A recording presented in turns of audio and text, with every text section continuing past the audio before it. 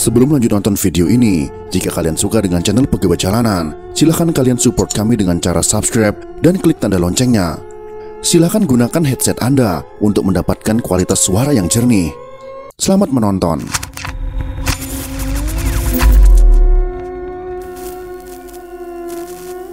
Ikatan Pancasila dipakai untuk sebetulnya mendemonstrir anti kepada KOM. Padahal tidak, Pancasila itu sebetulnya tidak anti KOM. KOM dalam arti ideologi sosial untuk mendatangkan di sini satu masyarakat sosialistik. Kalau dikatakan ya aku Pancasila, tetapi dalam artinya anti nasa KOM-nya ini, Pancasila juga dipakai untuk mengatakan aku Pancasila tetapi aku anti NAS. Aku Pancasila tetapi aku anti A. Jawab tidak.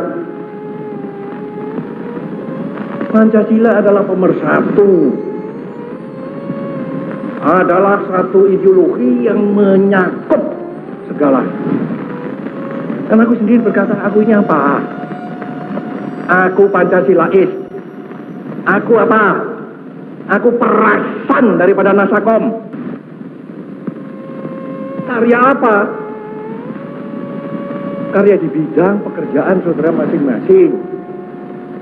Membangun satu masyarakat baru yang progres, yaitu kiri. Karena itu aku menegaskan hal ini, saudara-saudara. Pendek kalau saudara-saudara mengaku atau menamakan dirimu anak Bung Karno. Saya tidak mau punya anak yang tidak kiri. Menjelang tahun 1965, ketegangan dan konflik mewarnai iklim sosial dan politik di Indonesia.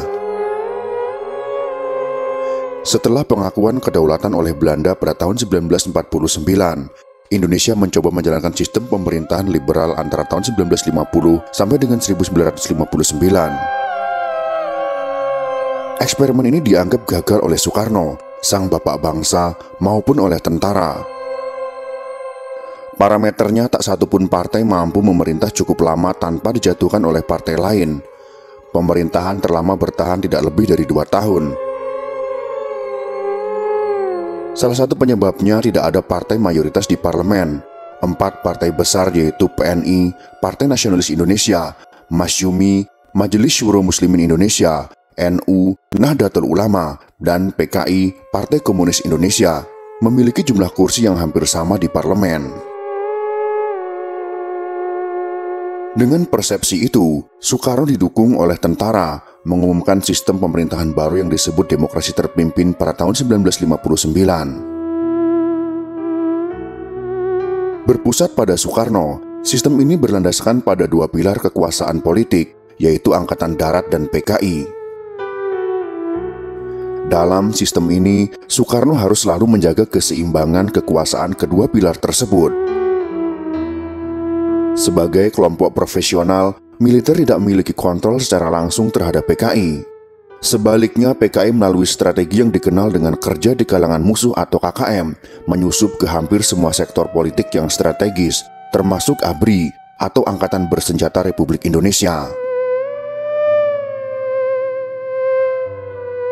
Di bawah demokrasi terpimpin, Soekarno membawa Indonesia ke kiri. Di dalam negeri ia menerapkan kebijakan nasakomisasi untuk melebur 3 kelompok sosial politik yang dianggapnya sebagai akar-akar seluruh kekuatan politik. Ketiga kelompok tersebut adalah nasionalis, agama, dan komunis.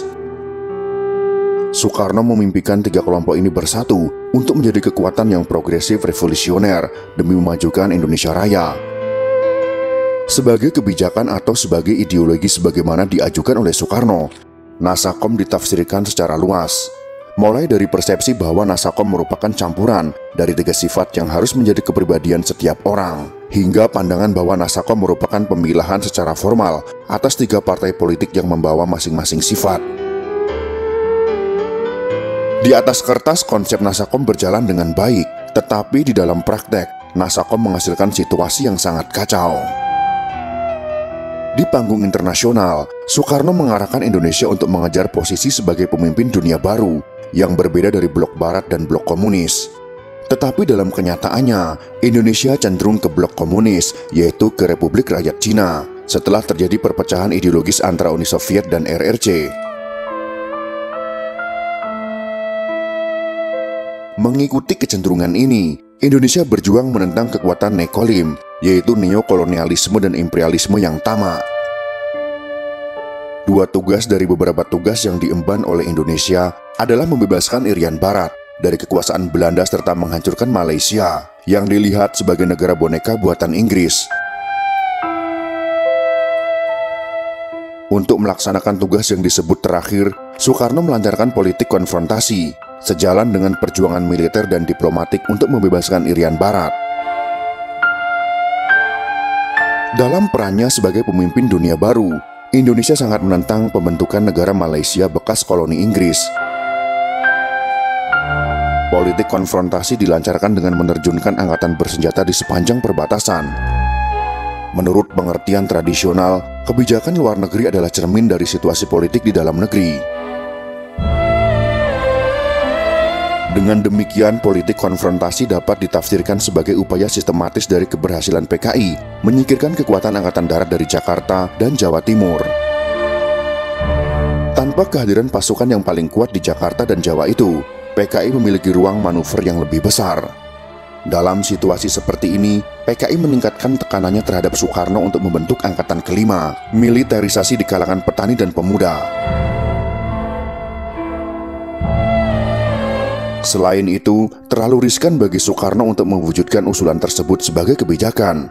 Jadi saat terjadinya peristiwa Gestapo, PKI sebenarnya sama sekali tidak memiliki aparat militer maupun paramiliter. Itulah sekelumit pembahasan tentang perpolitikan Indonesia sebelum peristiwa G30 SPKI. Semoga informasi ini bisa bermanfaat untuk kita semua. Jika kalian suka dengan video ini, silakan berikan jempol ke atas. Dan jika kalian menganggap video ini bermanfaat, maka bagikanlah untuk teman-teman Anda yang lain. Terima kasih sudah menonton.